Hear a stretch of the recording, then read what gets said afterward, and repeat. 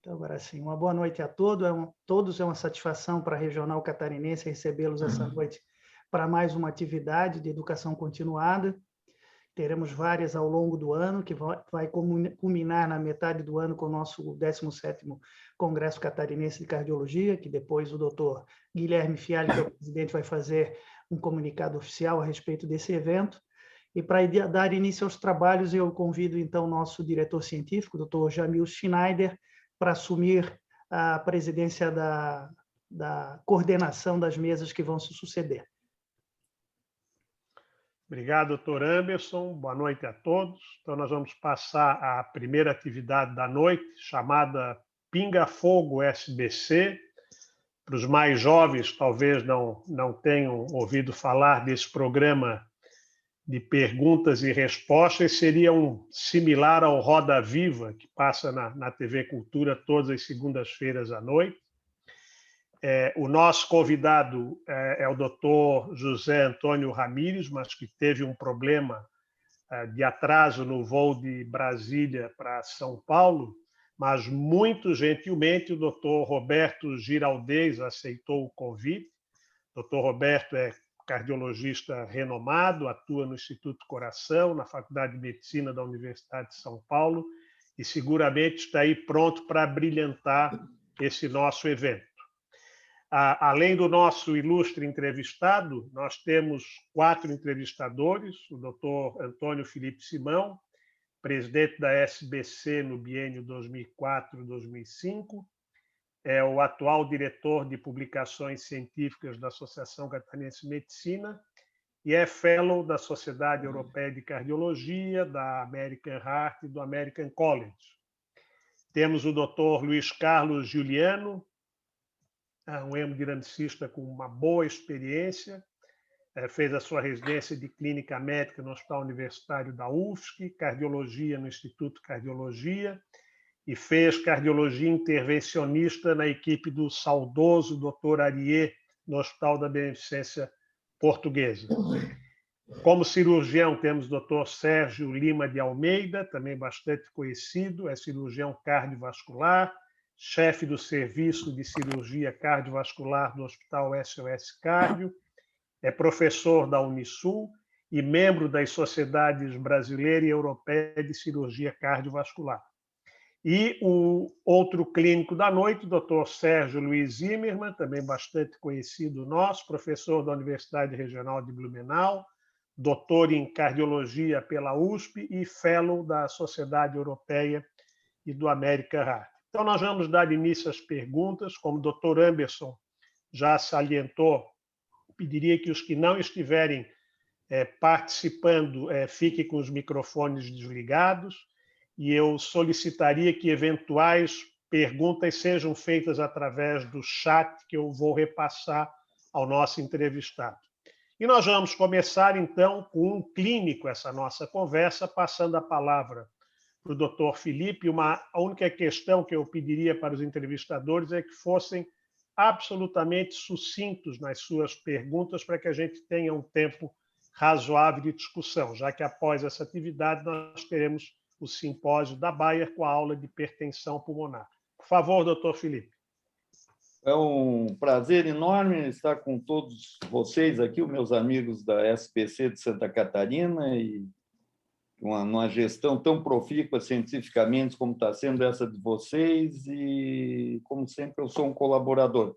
Rochinha é um amigo velho, de longa data, de longas jornadas nós temos cruzados juntos, e eu vou começar, para seguir as normas do Jamil, dizendo o seguinte: Rochinha, eu queria que você comentasse para nós o seguinte: vamos supor um paciente com doença coronariana estável, que está estabilizado, mas tem uma moderada para severa isquemia miocárdica conhecida. Esse é um paciente típico do isquêmia. E eu queria justo que você comentasse para nós se você acha que o isquêmia, qual é a sua impressão sobre o isquêmia, se o isquêmia, de alguma maneira, muda a prática diária do cardiologista prático de consultório. Obrigado. Felipe, eu, em primeiro lugar, Estou muito feliz de estar aqui na presença de todos vocês. Para mim, uma surpresa que o Ramires sempre apronta de última hora pelo atraso dele, mas a possibilidade de ver vocês, que eu não vejo há algum tempo, é sempre uma alegria bastante grande.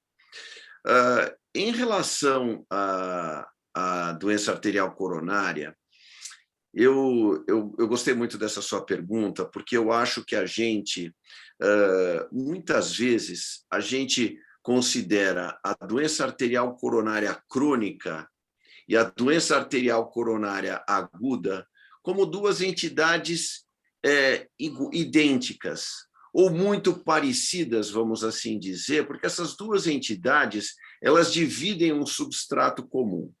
Qual é esse substrato comum? A placa aterosclerótica.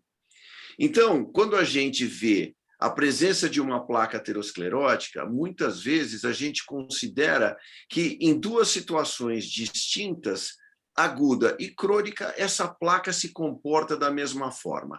E isso não é verdade. O prognóstico da doença arterial coronária aguda é completamente diferente do prognóstico da doença arterial coronária crônica. Os portadores de doença aguda, só vou pedir que a pessoa feche o som, por favor. Mas a doença arterial coronária aguda, ela tem um prognóstico muito ruim, não só da placa que se instabiliza gerando a síndrome aguda, mas também de outras placas que muitas vezes aparecem como sendo estáveis, mas que têm, na verdade, uma tendência de instabilização muito grande. A doença estável crônica, que é a sua pergunta, ela é uma doença de natureza completamente diferente, porque ela é uma doença de natureza muito mais benigna, embora ela tenha a presença da mesma placa. Quando a gente faz um teste ergométrico, ou qualquer que seja a prova isquêmica, para identificação da presença de uma placa aterosclerótica, a gente, na verdade, está, de uma forma indireta, tentando identificar a presença de uma placa grave que, ao se instabilizar, pode gerar um evento coronariano agudo. Nós sabemos que, apesar de as placas estáveis terem, muitas vezes, poderem se estabilizar, gerando um evento coronariano agudo, a gente sabe que essas placas elas têm um risco diferente a depender do grau de obstrução que elas promovem. Portanto, placas que têm 90%, 95% de obstrução, elas têm um prognóstico muito distinto daquelas placas que têm uma obstrução moderada a grave, como você descreveu. Essas placas de moderadas a grave, embora elas possam produzir isquemia, elas têm um prognóstico distinto das placas mais severas. Então, o que acontece? Nós estamos falando de uma doença de um prognóstico melhor e dentro de um mesmo, vamos dizer assim, dentro de um mesmo saco, a gente coloca placas graves e placas não graves, com predomínio de placas não graves. Então, o que acontece? Na hora que eu vou avaliar um estudo, como, por exemplo, o estudo isquímia, eu posso chegar à conclusão de que simplesmente a detecção de isquemia não foi eficiente para me dizer que o tratamento dessas placas seria eficaz na prevenção de eventos agudos. Ora, mas eu tenho placas que são de pequeno porte, de menor porte e placas mais graves. A divisão dessas placas em placas mais obstrutivas ou menos obstrutivas, ela certamente vai nos ajudar. Por quê? Porque aquelas placas mais graves, elas certamente terão um pior prognóstico. E foi justamente isso, Felipe, que a angiotomografia veio nos adicionar. Os estudos recentes têm mostrado que talvez a angiotomografia seja uma melhor preditora de eventos agudos. Justamente por quê? Porque ela consegue distinguir com maior precisão qual é a placa mais e qual é a placa menos grave. E esse eu acho que é um fator limitante extremamente grande do estudo isquímia e de muitos estudos clínicos randomizados, em que eu coloco dentro de um mesmo saco, por exemplo, doença aguda e doença crônica, que são de prognóstico completamente diferente. Placas mais graves e placas menos graves, que são de prognóstico completamente diferente. Então, o que eu diria para você, em resposta objetiva à sua pergunta, é que certamente o estudo isquímia nos ensinou que talvez a gente não precise ser tão agressivo ou tão ansioso com a presença de uma placa produtora de isquemia. Mas é fundamental, na minha opinião, que através de algum método a gente veja se essa placa ela é mais grave ou menos grave, para que a gente possa ter mais uma variável para me dizer qual é o prognóstico desses pacientes. Então, se eu tiver uma placa de 90%, 95% de obstrução, eu talvez tenha mais receio e eu queira intervir nessas placas. Se eu, por outro lado, tiver uma placa menos obstrutiva, eu provavelmente não vou ser tão ansioso e talvez não pense em intervir.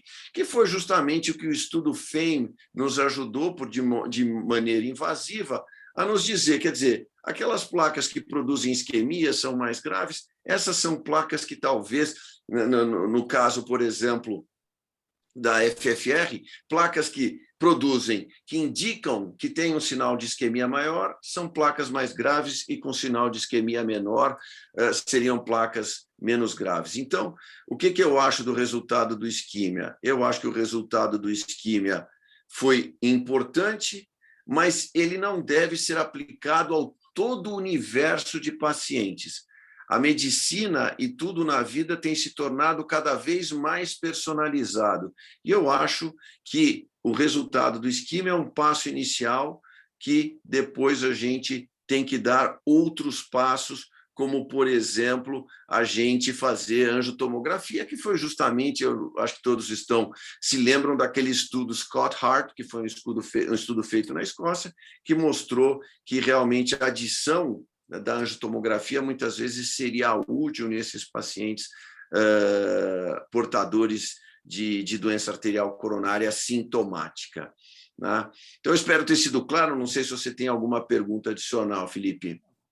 Não, vamos deixar rolar, né? Deixa os outros perguntar, depois nós conversamos. Vamos passar, então, para o lado da hemodinâmica com o doutor Juliano. Boa noite, obrigado pelo convite. Doutor Rocha, a minha pergunta vem, talvez em sequência, à pergunta do doutor Felipe. Quando a gente olha o trabalho do isquímia, a gente percebe que não há uma diferença nas taxas de eventos em 5 anos no tratamento, quando comparado o tratamento, a estratégia invasiva com a estratégia conservadora. Mas a gente percebe que existe uma tabela, que existe uma tendência em ser melhor, os desfechos serem menores quando a gente usa a estratégia invasiva nos pacientes, principalmente triarteriais, e nos pacientes que têm a descendente anterior, o terço proximal acometido de placa grave. Então, a minha pergunta seria o seguinte: num paciente que está sendo tratado do ponto de vista de estratégia não invasiva, mas ele é triarterial e com acometimento da descendente anterior. Em um determinado momento, esse paciente faz uma instabilização da placa da descendente anterior, mas ele é um triarterial. No momento, certamente, esse paciente vai para a sala de hemodinâmica e vai ser providenciado a angioplastia dessa coronária, onde a placa está instabilizada. Nesse momento, a estratégia, o senhor acha que esse paciente que vinha acompanhando de forma clínica, não invasiva, e ele faz a instabilidade dessa placa, o senhor acha que, nesse momento, o tratamento deve ser apenas da placa e da artéria instabilizada, ou nós devemos tratar toda a árvore coronariana? Olha, essa é uma pergunta realmente extremamente importante. Como eu só represento o Ramírez, eu não sou Ramírez, então não precisa me chamar de senhor, pelo amor de Deus, que eu me sinto desconfortável. Então, quando o Ramírez entrar, você chama ele de senhor, mas pode chamar de você mesmo. Veja, eu comecei a minha pergunta anterior, que o Felipe fez, respondendo que existe uma diferença, uma disparidade muito grande entre os pacientes que tiveram um evento coronariano agudo, independente do tipo de instabilização da placa, e os doentes que têm doença arterial coronária crônica, né? A gente vai até a rua, eu brinco, se a gente passar na rua e pegar pacientes de 80 anos e levá-los para o cateterismo, a gente vai ver uma incidência alta de doença arterial coronária. Mas uma pequena porcentagem apenas desses doentes vai desenvolver a forma aguda da doença, ou seja, vai correr um risco de vida. A partir do momento, no entanto, que o doente tem a forma aguda da doença, ele já cai numa classe de risco muito mais elevado, que é aquilo que a gente vê, prevenção secundária da doença, tem um risco muito mais elevado e um benefício muito maior de medidas agressivas, sejam por terapêutica clínica, seja por terapêutica invasiva, por cateterismo ou alguns dados de cirurgia. Então, quer dizer, aí então nós estamos falando de um paciente agudo. Um paciente agudo, quando a gente acompanha esse paciente ao longo do tempo, a gente vê que a taxa média de eventos ao final de 2, 3 anos é de 25% a 30%, muito, muito acima da média dos pacientes que são estáveis. Então, são pacientes de risco elevado. Desses 25% a 30% de eventos, a metade deles vai acontecer na artéria descendente anterior, que vamos dizer obrigatório, eu tenho que tratar a artéria descendente anterior. Então, metade dos eventos vai ocorrer nas artérias que estão relacionadas ao evento agudo, mas a outra metade vai ocorrer em artérias que não estão relacionadas ao evento agudo, que a CX, que tinha 70%, ou, às vezes, até outras artérias que a gente não identificou a cinecoronariografia como sendo graves, mais ou menos meio a meio, né? Então, quer dizer, não apenas a artéria relacionada, mas as demais artérias têm um risco de eventos maiores. Por isso foi feito o estudo Complete, que era justamente isso. Eu devo revascularizar só a artéria relacionada ao evento agudo, ou eu devo revascularizar de uma maneira ampla todas as artérias que tenham obstruções mais graves? E o estudo foi absolutamente claro, confirmando o resultado de estudos prévios de pequeno porte, demonstrando que a abordagem deve ser multivascular, ou seja, eu devo tratar a artéria relacionada ao evento agudo e outras artérias graves, inclusive com redução das taxas de mortalidade que esse estudo mostrou. Então, certamente, hoje eu acho que a gente já tem uma dúvida bem menor nesses casos, a não ser que sejam casos específicos de pacientes evoluindo com choque cardiogênico e tudo isso, que existe uma contraindicação específica, mas nesses pacientes que têm uma artéria instável, responsável pelo evento agudo, mas outras obstruções, sim, a gente no paciente agudo deve ter uma abordagem multivascular. E essa abordagem deve ocorrer até em torno do 30º, 40º dia e não deve ser postergada, porque o risco de novos eventos é maior nesses pacientes agudos. Obrigado. Ok. Sérgio Zimmermann. Bom, gostaria também de agradecer o convite, cumprimentar a sociedade por essa grande iniciativa e pela sequência de grandes eventos que ela vem realizando. Gostaria de cumprimentar o Roberto também, e a pergunta que eu lhe faço vai no mesmo sentido. Nós temos placas estáveis e placas instáveis. Dentro desse raciocínio que nós temos feito, como é que fica o estado atual do check-up cardiológico? Porque quando nós empregamos o teste ergométrico, nós vamos avaliar a isquemia em pacientes com placas estáveis. Se nós realizamos o score de cálcio, geralmente são placas já com calcificação. E a angiotomo, que seria o exame ideal para nos dar a qualidade da placa, tem uma série de limitações de solicitação por parte dos próprios convênios e das diretrizes atuais. Então, eu pergunto ao Roberto como é que ele lida com aquele paciente de 55 anos que senta no consultório dele e diz: ó, doutor Roberto, eu vim aqui para ver como é que estão as minhas coronárias, se eu tenho chance de ter um infarto daqui a algum tempo ou não. O que o senhor acha disso? Provavelmente é essa pergunta que muitos colegas devem ouvir também no dia a dia. Olha, Sérgio, primeiro um prazer grande em vê-lo. Estou com saudades suas também, não o vejo há bastante tempo. Prazer em vê-lo. Mas, veja, quando a gente avalia um doente, né, a gente tem dois objetivos, seja no pronto-socorro, seja no consultório. A gente tem um objetivo diagnóstico e um objetivo prognóstico, né? Quando chega um paciente no pronto-socorro, por exemplo, com uma dor torácica, você quer saber se ele tem doença arterial coronária aguda ou não. E, segundo, você quer saber se ele vai ter um evento de morte ou reinfarto durante aquele período. Então, um objetivo duplo. E a mesma coisa no paciente que chega ao seu consultório. Seu primeiro objetivo é: o senhor tem obstrução coronária, sim ou não? Segundo, qual é o prognóstico seu? Eu digo porque esses exames, como, por exemplo, a angiotomo, que é o exame clássico, ela, através da imagem de coronariografia, vai te dizer se existe ou não uma placa grave. Mas isso não é preditor de eventos. A gente sabe que isso não é preditor de eventos. E como foi a pergunta do Felipe, né? Justamente, o grande problema é que na doença estável, a presença de uma obstrução, ela não me diz se essa placa vai instabilizar ou não, ela simplesmente me diz que existe uma placa obstrutiva naquela obstrução coronária.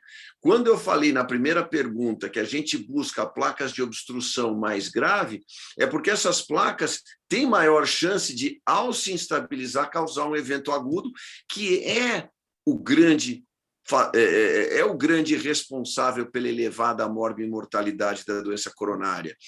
Às vezes a gente pergunta para os residentes, e isso a gente vê com bastante frequência, eles entendem que o problema é a isquemia miocárdica que eu detecto no teste ergométrico.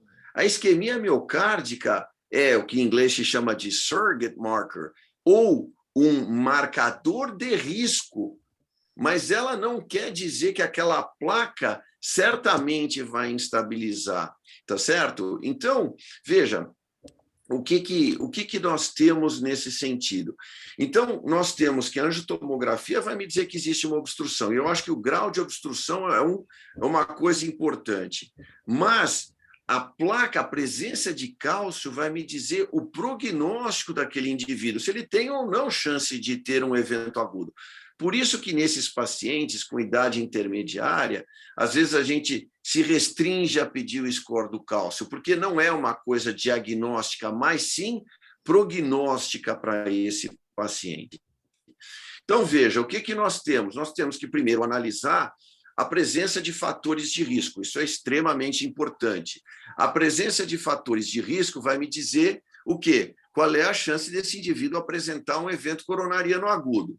Na hora que eu somo o score de cálcio, a minha capacidade preditiva de eventos agudos vai se somar à presença dos fatores de risco. E eu vou ter uma avaliação muito mais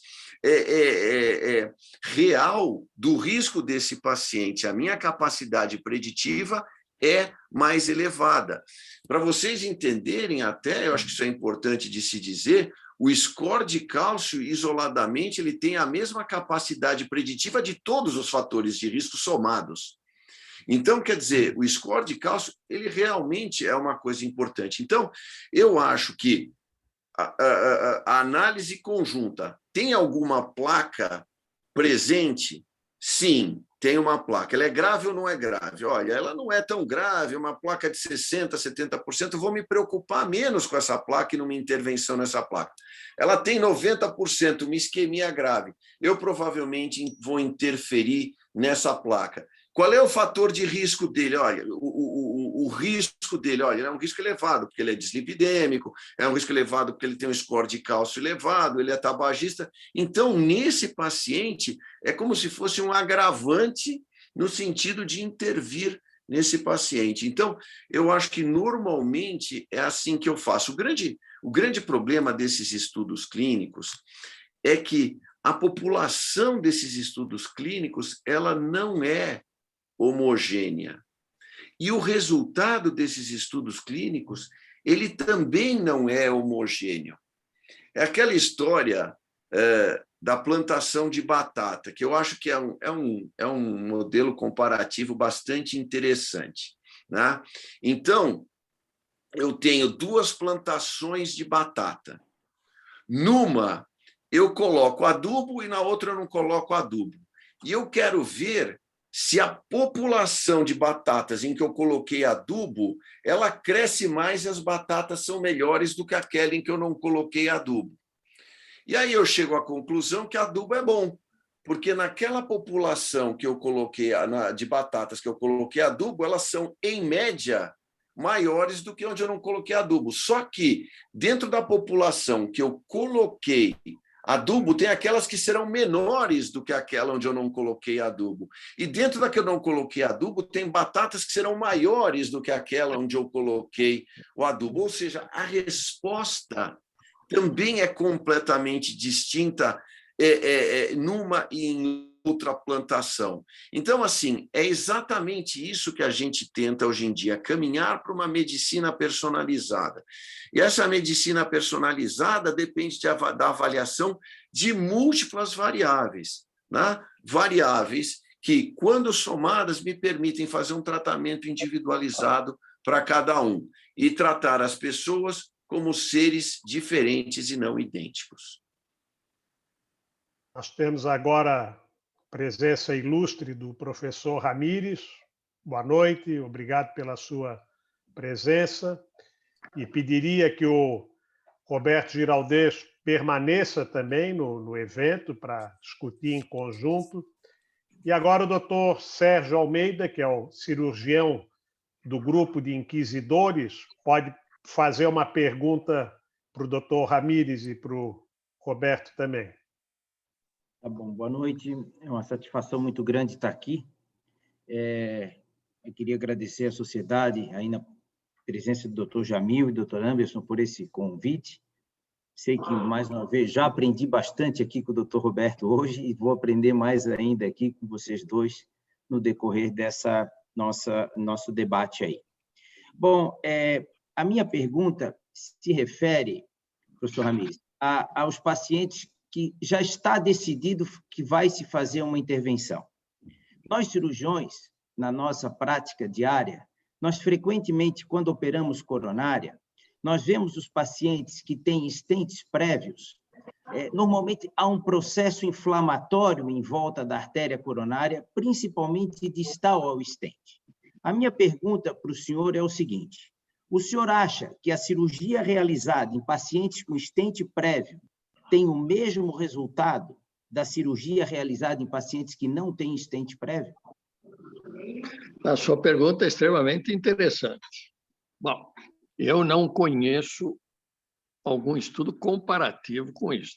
O que eu posso te dizer é que, diferente da cirurgia, o stent, apesar de todos os benefícios que ele traz e facilidade de terapêutica, ele não deixa de ter um certo grau de agressão na artéria. Primeiro, pela expansão do stent. Frequentemente se utilizam pressões intra-arteriais com insuflação do balão de 25, 27 atmosferas, já cheguei a ver de 30 atmosferas. Então, imagine o seguinte: a artéria do paciente a 300 metros de profundidade no fundo do mar, aguentando o peso da massa de água. É óbvio que a parede da artéria, só pela insuflação, já tem uma reação. Isso é absolutamente normal. O processo inflamatório já começa aí. Isso é demonstrado em cães. Quando você insufla o balão na parede da artéria, seja coronária ou artéria periférica do cão, você já provoca um processo inflamatório. Quando você coloca o stent, a pressão do stent na parede é uma continuidade desse estímulo do processo inflamatório. O stent farmacológico veio para combater esta reação arterial. E esse combate à reação arterial, ele tem sido positivo. Mas a resposta da artéria, ela não é só local, ela é mais ou menos difusa. Tanto que há alguns anos, no estudo MAS, nós comparamos a progressão das lesões nas artérias que foram submetidas à angioplastia com aquelas artérias submetidas à revascularização arterial. E o que nós vimos é que a progressão da lesão nas artérias submetidas à angioplastia foi maior. Bom, mas então, por que se continua se indicando tanta angioplastia? É que os stents, ao mesmo tempo, foram sendo aperfeiçoados. E o combate anti-inflamatório que esses stents hoje possuem permite você ter algum grau de segurança para manter a terapêutica ou o seu uso terapêutico. Óbvio que um paciente que progride e você vê que existe uma lesão que nem sempre é possível fazer uma nova angioplastia, a cirurgia está indicada. A agressão cirúrgica traz menos reação inflamatória na parede da artéria do que o stent. E quando existe, ela é local, aquela reação fibrótica na anastomose, que algumas vezes determina uma obstrução da boca anastomótica. Não é comum, mas não é raro de ocorrer. Isso é uma reação do processo inflamatório produzindo uma estenose.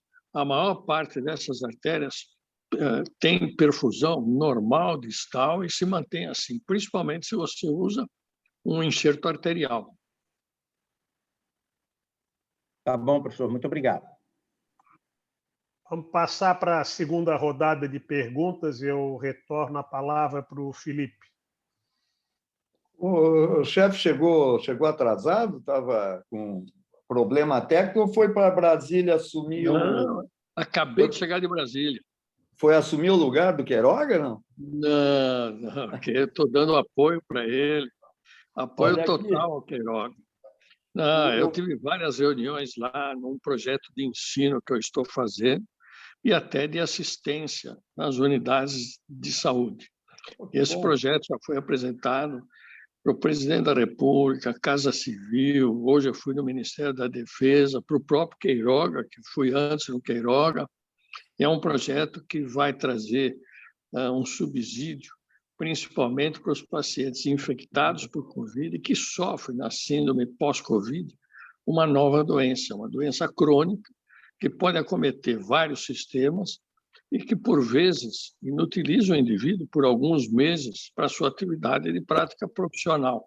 E nós temos que recuperá-las o mais rápido possível, todas as vezes que necessário. Ramires, é bem em cima disso que nós vamos conversar. Todos nós, notadamente os clínicos, temos recebido cada vez mais, não existe mais consultório hoje em dia que pelo menos metade não tenha tido Covid. E eu queria justamente trazer o Covid para a placa aterosclerótica. O que nós já conseguimos nesse momento? O que é diferente? Se você já tem alguma normativa, algum conselho que você possa dar no sentido do paciente aterosclerótico, isquêmico e que tenha tido Covid, que permanece ou não sintomático pós-Covid.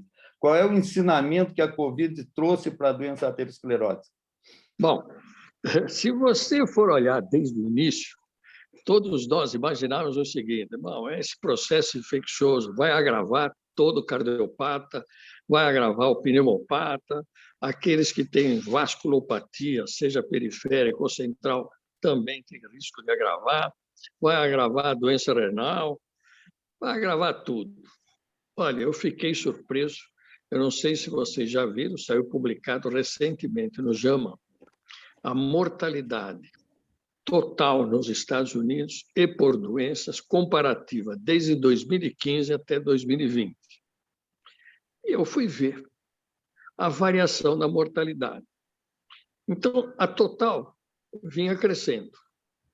num percentual pequeno, mas crescia proporcional ao aumento da população. Quando chegou em 2020, ela deu um salto. Bom, está aqui. Agora nós vamos ver aonde foi esse salto. E, pasme, no coração, as doenças cardiovasculares sem infecção por Covid reduziram a mortalidade. Elas não foram afetadas pela doença infecciosa. Acidente vascular cerebral também não sofreu a influência da virose. As doenças pulmonares crônicas, a surpresa foi maior ainda. Elas também não sofreram aumento da mortalidade pela virose. Pacientes sem Covid. O paciente que tinha doença pulmonar e que adquiriu Covid, lógico que esse foi pior. O cardiopata, que também teve Covid, ele morreu, mas a morte era por Covid. A mesma coisa no pulmonar. O renal crônico, a mesma coisa. Então, aonde foi a influência? A influência foi o próprio Covid, que passou a existir na mortalidade que não existia antes, então, uma doença infecciosa específica. Alzheimer. Então, as doenças neurofuncionais, cognitivas, essas tiveram aumento importante de mortalidade. Puxa, isso para mim foi uma surpresa, porque eu não imaginava isso. Eu imaginava que existiria uma influência direta da infecção sobre outras doenças crônicas, e não foi isso que ocorreu. Então, acredito que a nossa primeira impressão de que existiria essa piora, isso, na realidade, não ocorreu. Como a própria discussão se, no caso dos cardiopatas, que usavam inibidores de enzima conversora ou bloqueadores de AT1, que isso aumentaria o risco de mortalidade. Não, você vê naquele estudo que o Renato Lopes conduziu, que foi um estudo multicêntrico muito interessante, isso não interferiu na evolução dos pacientes. Então, cai mais ou menos por terra essa impressão. Quando você vai ver o estudo do vírus em si e o comportamento dele em outros seres animais e no ser humano, você vê que a ligação dele é diferente. A ligação dele vai a nível da superfície celular por um ligante não ligado à enzima conversora, cujo radical 2,3 glicerinato é diferente do ser humano, que é 2,6, ele entraria pelo 2,6. Poxa, quando eu vi isso, eu vi nos trabalhos de virologia, deu para ver que existe um outro substrato para o vírus invadir a célula, e não aquilo que nós inicialmente acreditávamos e que se faziam teorias em torno da enzima conversora, da molécula de angiotensina, que seria a partir daí que ele penetraria. Não, não é. Parece que é outro mecanismo e nós nem conhecemos a estrutura desse vírus por completo. Por isso que as vacinas não são todas boas. Elas foram feitas a toque de caixa com uma tentativa que nós temos que usar, porque não tem outro recurso, mas são de caráter emergencial e aprovadas temporariamente, não só pela Anvisa, como por outros órgãos reguladores de medicação e de vacina no mundo. Então, nós estamos usando terapêutica, que é uma terapêutica que salve-se quem puder. É essa que temos, então vamos usar. Mas agora aparecem os efeitos colaterais.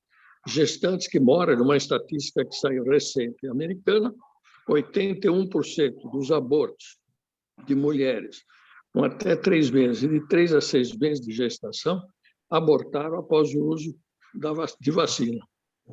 Tanto Pfizer como Janssen & Janssen.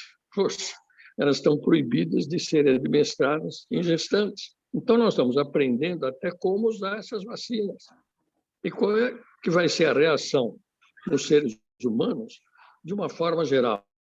Então, em algumas está se encontrando trombose. Então, você não tem a complicação do vírus e tem a complicação da vacina, e assim por diante. Então, eu acho que ainda existe muita muita impressão, mas cujos resultados, na prática, eles mostram um valor diferente. Se vocês puderem ler, leiam esse artigo que saiu recente do JAMA, acho que faz 2 ou 3 semanas, e compara percentualmente, ano a ano, 2015 para 16, 16, 17, assim por diante, e veja o salto que dá de 19 para 20 em algumas causas de morte, e outras não muda absolutamente nada, ou até declinam. Por isso que eu acho que aquela impressão inicial não é a verdadeira. Juliano? Bom, doutor Ramírez, pegando o gancho, é um prazer conversar com o senhor. Pegando o gancho do doutor Sérgio, é uma pergunta de cunho prático. Se nós sabemos dessa inflamação que os estentes causam e que a inflamação, que a cirurgia de revascularização é menor no local e é mais localizada, mas se nós tivermos um paciente com sintax baixo, um descendente anterior, uma placa não calcificada ou um biarterial, esse paciente, se nós avaliarmos pelo sintax, é um paciente que, se receber stents, em 5 anos, nós temos o mesmo percentual, a mesma taxa de eventos do que os pacientes que foram revascularizados. Então, uma pergunta bem de cunho prático para o senhor.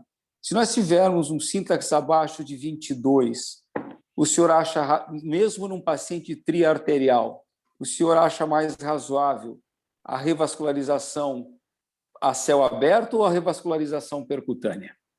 Bom, primeiro, agradeço muito a sua pergunta e até gostaria, antes de respondê-la, agradecer a paciência de vocês por me aguardar, agradecer ao Roberto, porque ele se prontificou logo que eu liguei para ele, para que ele pudesse me substituir nessa primeira parte, porque o meu avião estaria chegando aqui em cima da hora, e foi o que ocorreu. Eu cheguei em casa exatamente 20h30, então foi quando eu consegui entrar no ar, e a porcaria do meu computador ainda me deu um baile, por isso estou com o celular. Mas, enfim, a sua pergunta é interessante, porque nós temos um grande problema no ser humano.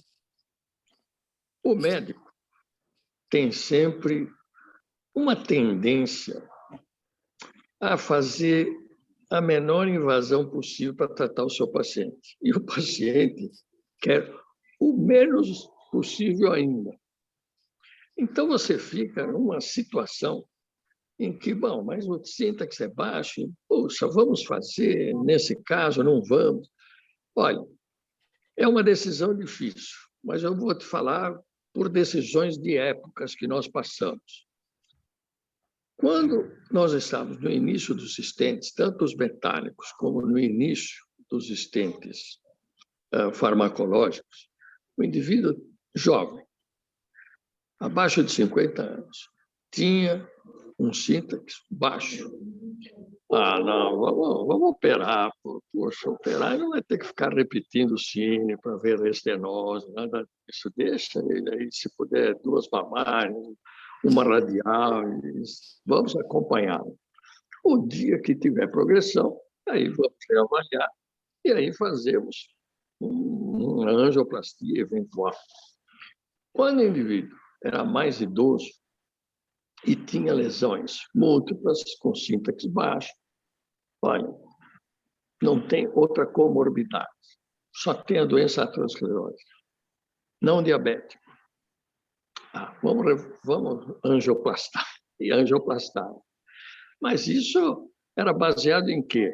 Em nada. É aquela decisão médica pela percepção do médico na evolução. Porque aquele mais velho já tinha uma aterosclerose de longa evolução. Ele quase estava estacionário, entre aspas, ou a progressão da aterosclerose seria em menor velocidade, enquanto que o outro tem muito que galgar ainda na aterosclerose dele. Porque a aterosclerose é a doença da nossa vida. Você nasce sem, mas vai morrer com. Sem, ninguém morre.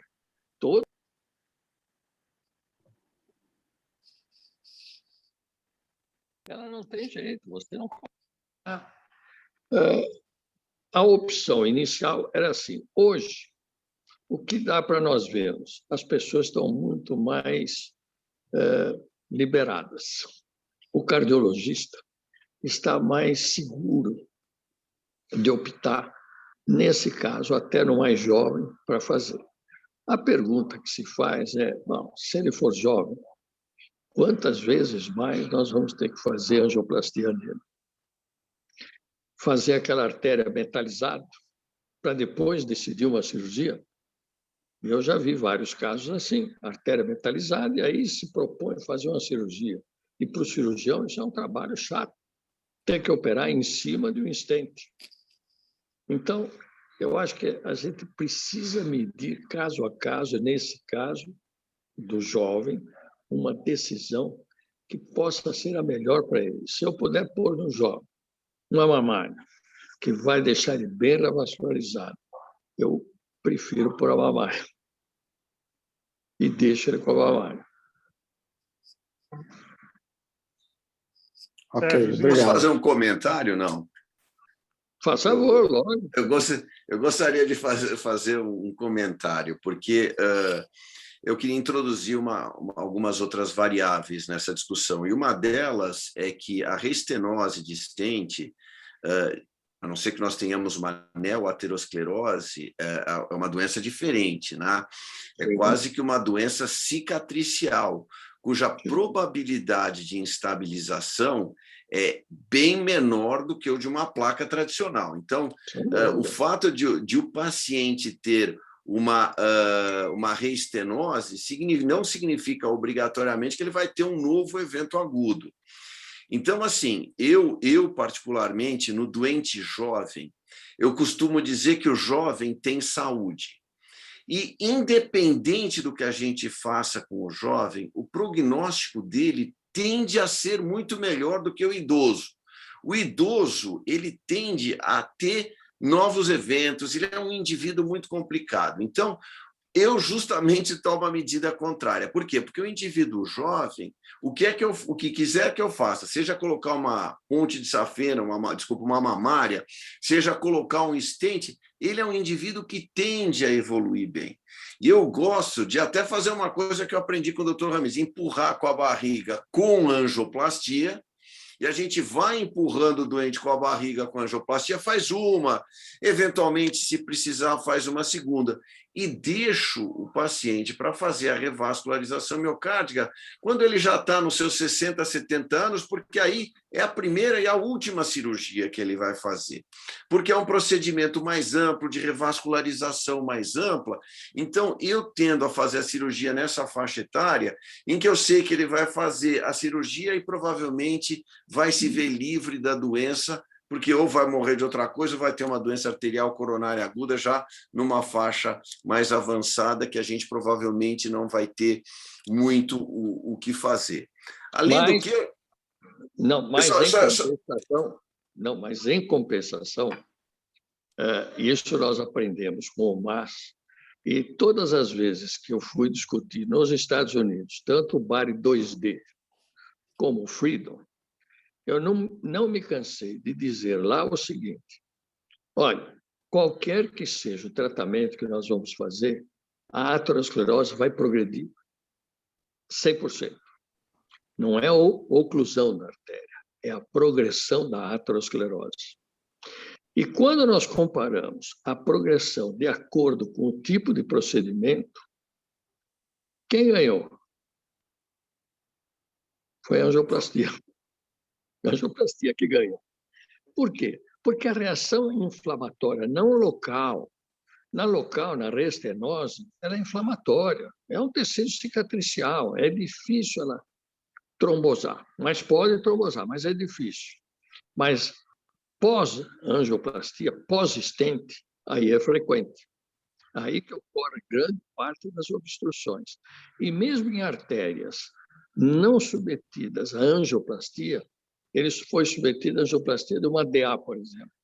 Nós encontramos a CX, que não tinha aparentemente nenhuma lesão ocluída. Isso ocorreu em 100% dos casos.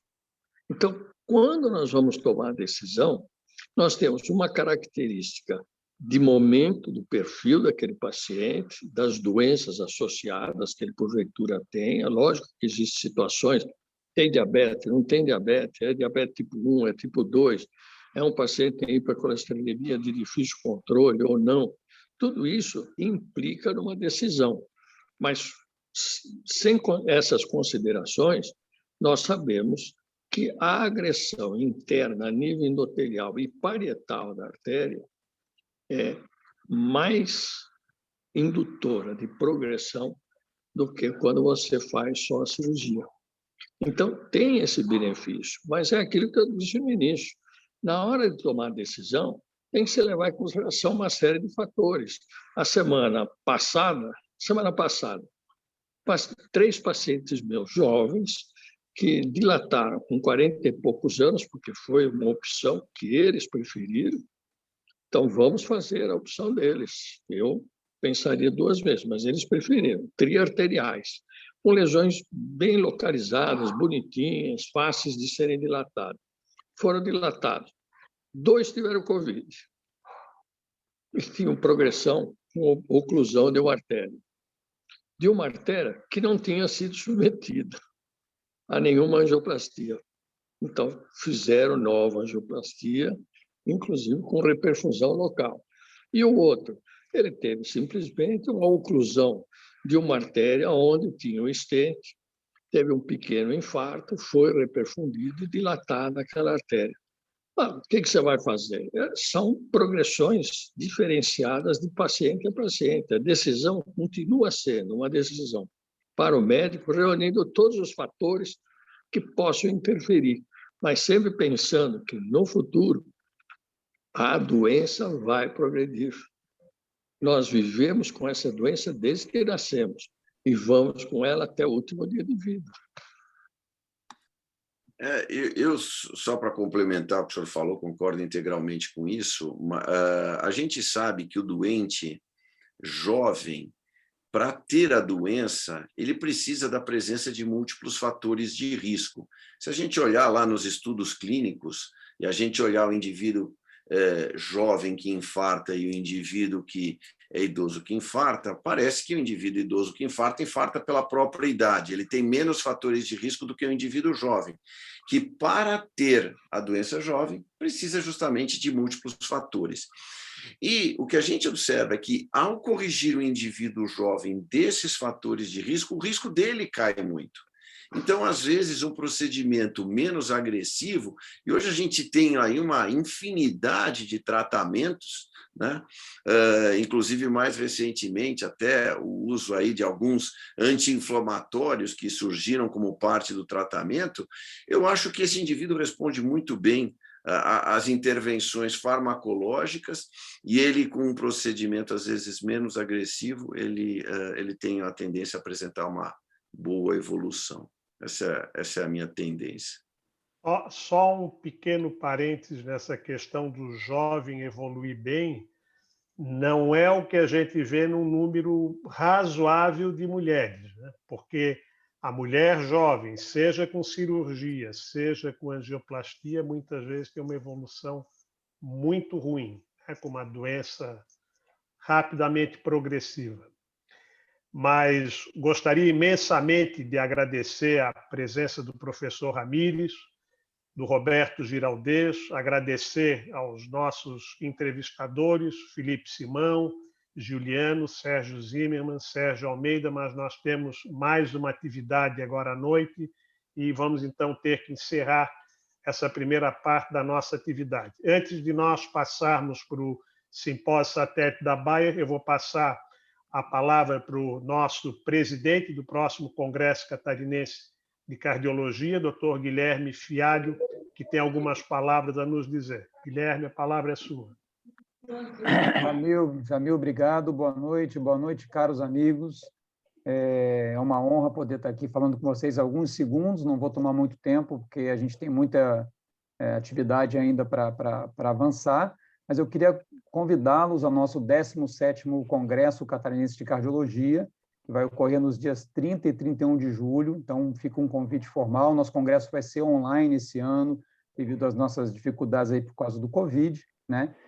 mas vai ser um congresso gratuito, então façam a inscrição, a programação está bem diversa, está bem interessante, a comissão organizadora está focando bastante energia nisso. Então, a gente tem um site, que é o sbcsc2021.com.br, lá vocês podem assistir toda a programação que a gente está trazendo para vocês. Façam a inscrição, é gratuita, e, de novo, eu espero vê-los no nosso Congresso Catarinense. Obrigado, Jamil, obrigado, Anderson, e a palavra é de vocês. Peço desculpas. Congresso. Muito obrigado. Peço desculpas às perguntas feitas no chat, mas realmente não houve tempo para poder fazer todas as perguntas. Então, nós vamos passar para o simpósio satélite do Laboratório Bayer, que a palestra será proferida pelo Dr. Ricardo de Amorim Correia, que é pneumologista e é professor da Universidade Federal de Minas Gerais, e que vai nos falar de um tema extremamente importante, que é a respeito de hipertensão pulmonar. Qual o papel do médico no diagnóstico inicial e quais os próximos passos? Doutor Ricardo, muito obrigado pela presença, a palavra é sua. Boa noite a todos. Só confirmar se estão me ouvindo bem? Sim.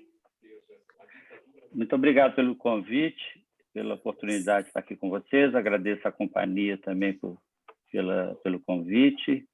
E para falar de um tema que nos une, né? Nós conversamos muito da circulação, é uma divisão anatômica, mas fisiopatológica, ela perde o sentido, né? Pela fisiopatologia, porque é uma especialidade, é uma condição que nos une em função das especificidades de cada área. Vou compartilhar minha tela aqui. Vocês estão vendo? Positivo. Então, bom, o tema hipertensão pulmonar tem ganhado muito vulto na literatura nas últimas 2 décadas, em função do desenvolvimento tanto de técnicas de diagnóstico quanto de estratégias e medicamentos, né, para tratamento dessa condição. Vamos ver se eu consigo passar aqui. São meus conflitos de interesse. Eu acho que tem um telefone, um fone aberto, por favor.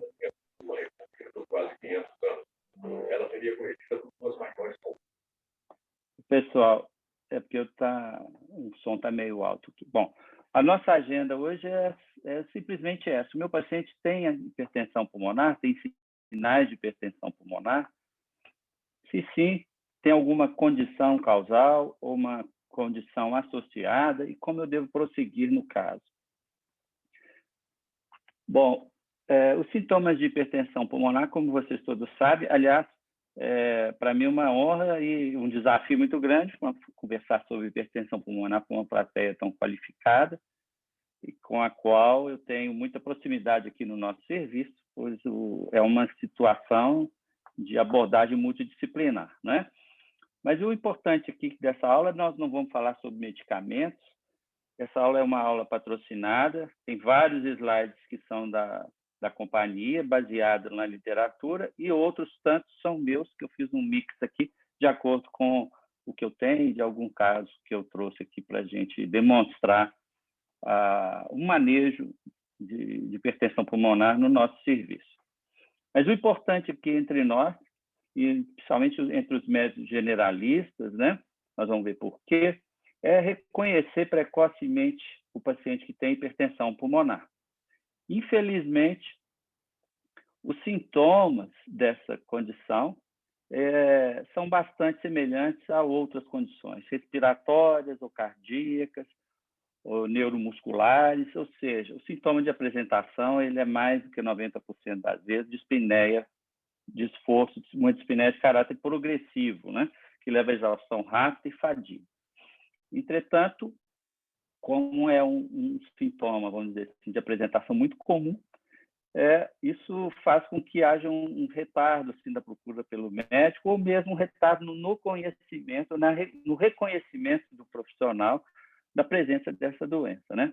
Muitas vezes nós vamos nos deparar aqui com pacientes já numa fase avançada em que a doença progrediu, em que ele tem até dor torácica opressiva, síncope induzida por esforço, ou sinais já de insuficiência cardíaca direita, infelizmente.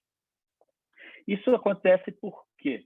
Porque, como toda doença, ela vai se desenvolvendo, como o professor Ramírez disse aí, a gente não nasce com as doenças, na maioria das vezes, tirando a cardiopatia congênita, mas a aterosclerose ela vai evoluindo, vai levando o paciente para seus desfechos, né, para suas complicações, mas no curso da progressão dessas condições, o nosso organismo ele vai se adaptando, né? Então, na hipertensão pulmonar, isso vai ocorrendo à medida que a pressão da artéria pulmonar que está em azul aqui vai aumentando e a resistência vascular pulmonar em azul escuro aqui vão aumentando geralmente progressivamente, né? O débito cardíaco ele vai se mantendo até que chega um ponto que o ventrículo direito já não consegue suplantar esse obstáculo de pressão e o débito cardíaco começa a cair, o que coincide com o início da fase sintomática da doença, né? Então, nós vemos aqui embaixo a classe funcional, 2, 3, 4, enfim.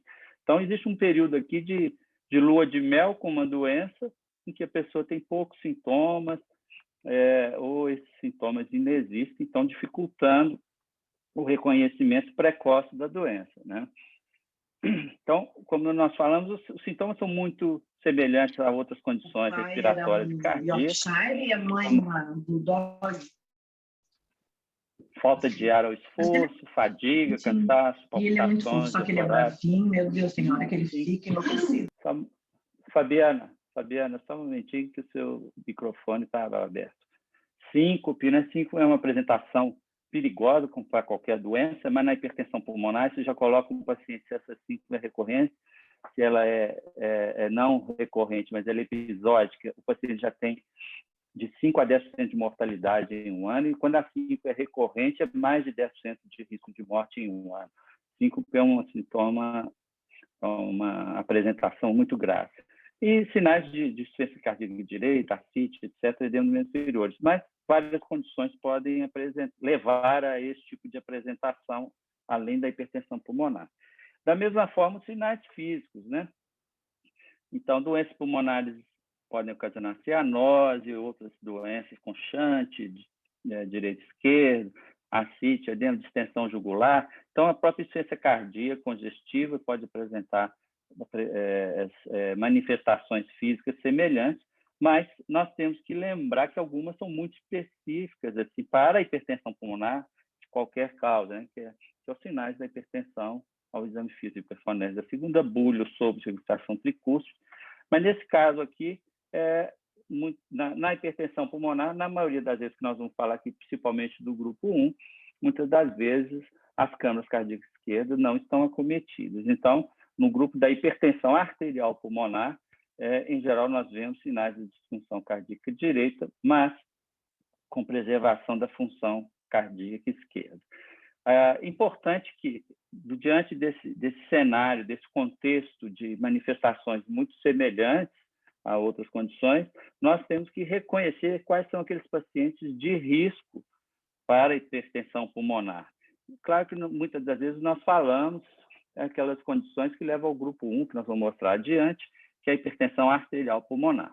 Mas o fato é que esse conjunto de sintomas e sinais fazem com que haja um retardo, pois eles são inespecíficos, fazem com que haja um retardo, tanto a procura do médico quanto a realização do diagnóstico pelo médico. Então, nesse estudo aqui, houve uma média de 47 meses de lapso de tempo entre o início de sintomas e o diagnóstico final, não é? Então, em geral, muitas consultas são feitas antes de que chegue esse diagnóstico, né? Nesse mesmo estudo, vocês vejam bem que os pacientes, quando era no início dos sintomas, esses pacientes eram classe funcional 2. não é? Tem uma fase mais precoce da doença. Mas quando chega ao diagnóstico, muitos deles já estão, 94% nesse caso aqui, estavam em classe funcional 3, o que confere um prognóstico bem pior. Vale salientar aqui que isso não é uma coisa do Brasil, é do mundo inteiro, né? E a gente pode citar aqui do registro francês e o registro norte-americano, que é o Review. O atraso entre o início dos sintomas até o diagnóstico hemodinâmico da hipertensão pulmonar se deu em torno entre 2,5 a quase 3 anos, nessa jornada do paciente rumo ao diagnóstico. O problema é que a classe funcional ela é preditora, né? Ela é prognóstica, de forma que dos primeiros estudos que mostram que os pacientes em classes funcionais mais avançadas, a mediana de sobrevida ela reduz bastante, né? Tem tratamento aqui no caso, que é o primeiro registro norte-americano publicado pelo D'Alonso em 1991. Mas essa formato aqui dessa reta, essa inclinação aqui, ela foi presente em outras séries. Então, de maneira que nós temos que tentar nos aproximar aqui de reconhecer a doença mais precocemente para começar o tratamento mais precoce com reduzir a mortalidade, que tem sido feito atualmente com as medicações disponíveis. Então, nessa primeira parte, é importante pensar em hipertensão pulmonar como causa de dispneia. A gente conversa muito, em muitas aulas para médicos generalistas, residentes e alunos, aquela chavinha, aquela constelação de sintomas ou de situações associadas à dispneia, a gente tem que incluir lá a doença vascular pulmonar. Os cardiologistas estão muito mais afeitos a isso do que o médico geral. É preciso, eu brinco sempre assim, do lado de cada brônquio tem uma artéria pulmonar. Então, além das doenças brônquicas, vamos procurar também a doença arterial pulmonar. Bom, o diagnóstico, obviamente, as pistas do diagnóstico começam com a anamnese do exame físico, né?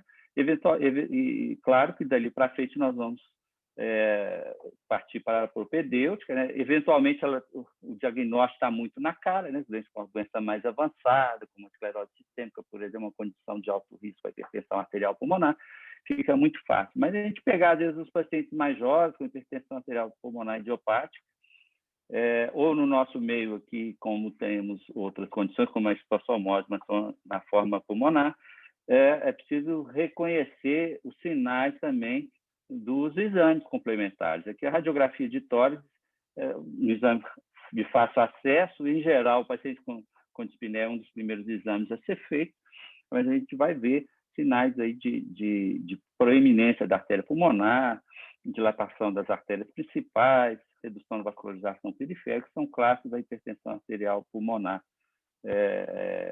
não combinado com outras condições, né? Aumento do ventrículo direito, enfim, estou falando para cardiologistas aqui, chover no molhado.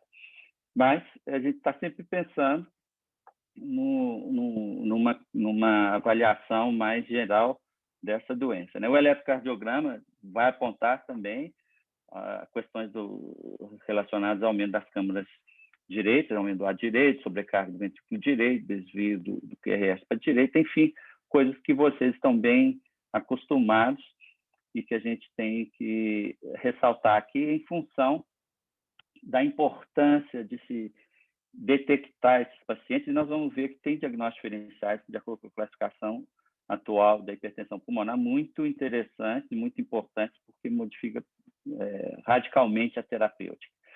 Mas, claro, vocês também sabem muito bem disso, o ecocardiograma é um exame fundamental, né?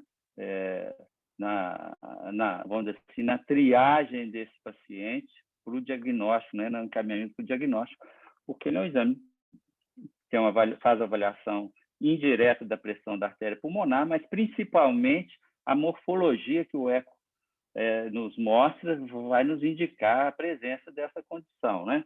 Então, os sinais incluem dilatação do ventrículo direito, hipostinesia do VD, aumento da direita, sobrecarga de pressão, redução de cuspe, eventualmente derrame pericárdico, que é um sinal de doença avançada na hipertensão pulmonar, de péssimo prognóstico.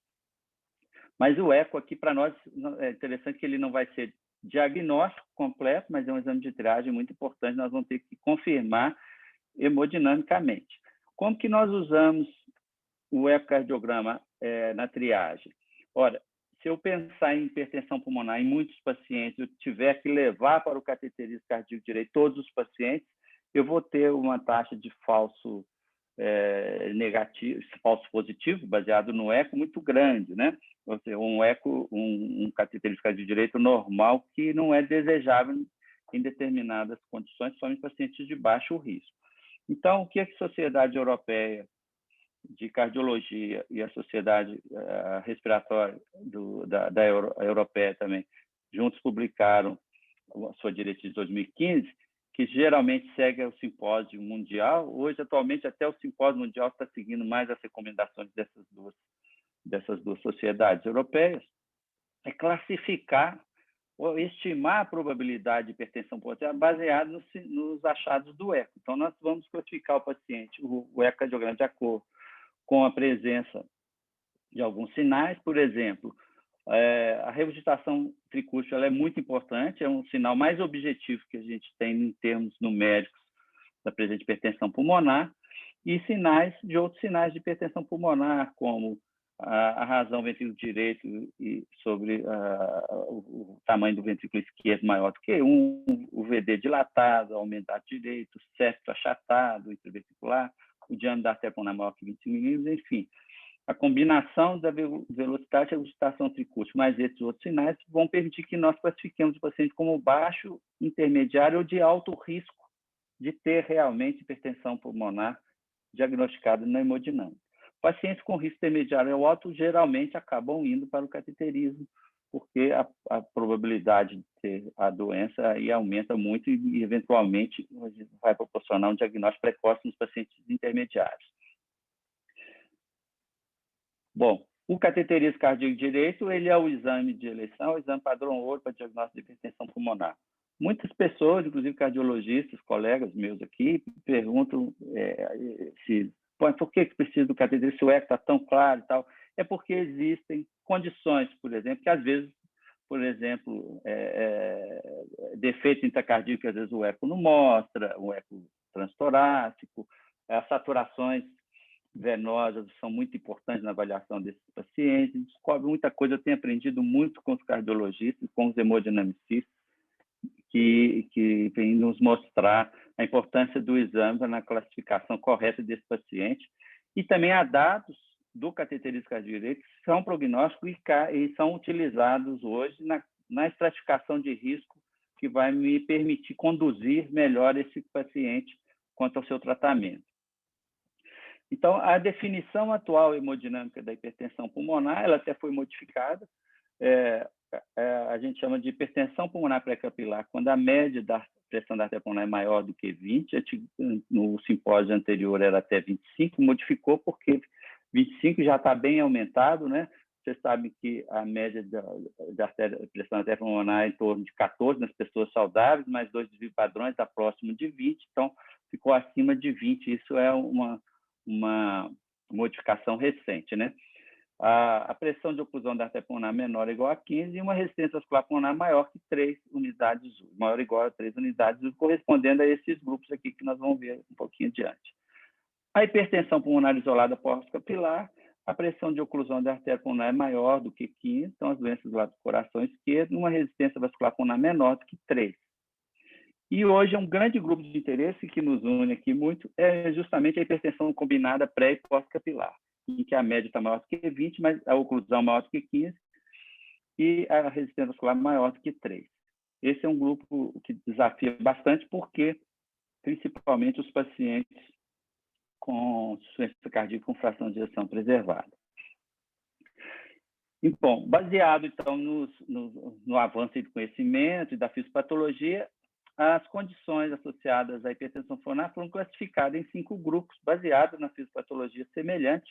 Essa classificação tem sofrido modificações, e nós temos aqui os 5 grupos principais. O grupo 1 é a hipertensão arterial pulmonar, a gente usa o termo arterial aqui, pulmonar, porque é uma doença da artéria pulmonar especificamente, não associada a outras condições pulmonares, né? Vamos dizer assim, que seria o grupo 3. Então, aqui entra a idiopática, que é a antiga primária, que a gente não usa mais esse termo, ou a hereditária, que já tem várias mutações reconhecidas, hipertensão induzida por drogas, e o grupo de associada, hipertensão arterial pulmonar associada ao tecido conjuntivo, infecção pelo HIV, hipertensão pulmonar, doença cardíaca congênita, a histossomose, nós conseguimos colocar ela aqui no grupo 1, que tem um aspecto inflamatório e histológico muito semelhante à idiopática, não dependente do ovo do histossoma, né? E outras condições associadas ao envolvimento venoso ou capilar e a hipertensão persistente recém-nascida. Agora, nós temos 2 grupos aqui que são muito prevalentes. Vocês veem que a hipertensão pulmonar causada por doença do coração esquerdo representa 80% do grupo de hipertensão pulmonar, e incluindo aqui doença cardíaca com fração de ejeção preservada e fração de ejeção reduzida, doença cardíaca valvar e outras doenças cardíacas congênitas. E o grupo 3, que é a hipertensão pulmonar causada por doença do pulmão e ou hipóxia. Então, nós estamos vendo aqui, são os 2 grupos mais prevalentes. Um grupo muito importante, que está em crescimento pelo aumento da possibilidade de diagnóstico, é o grupo 4, que é a hipertensão pulmonar por obstruções da artéria pulmonar. Aqui está uma estrela da companhia, que é a hipertensão pulmonar tromboembólica crônica. Claro que não é o único grupo, existem os sarcomas, etc., outros tumores, arterites, etc., mas a hipertensão pulmonar tromboembólica crônica tem tido uma atenção especial pelo desenvolvimento de técnicas de abordagem cirúrgica e semi-invasiva, com angioplastia, que é muito interessante, que tem propiciado desfechos muito bons por vários pacientes.